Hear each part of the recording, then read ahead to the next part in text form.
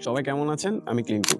আচ্ছা, একটা প্রশ্ন করি। আমরা কি আসলে আরেকজনের অনুভূতি বুঝতে পারি কিংবা ফিল করতে পারি? মনে করেন আপনার একজন বন্ধুর দাদি ইতিমধ্যে মারা গেছে এবং মারা যাওয়ার পরে সে শোকাচ্ছন্ন অবস্থায় আপনার সামনে বসে আছে। কিন্তু আপনি তার সাথে কোনোভাবেই কানেক্ট করতে পারছেন না। তাকে এমন কিছু বলতে পারছেন না যেন সে মানসিকভাবে একটু হালকা ফিল করে। এই যে একজন মানুষের সাথে অনুভূতির জায়গা থেকে কানেক্ট করতে পারার ক্ষমতা, এটাকেই বলে ইমোশনাল এমপ্যাথি। এবং এই স্কিলটি মেয়েদের মধ্যে একটু বেশিই দেখা যায়, বিশেষত আমাদের মায়েদের মধ্যে।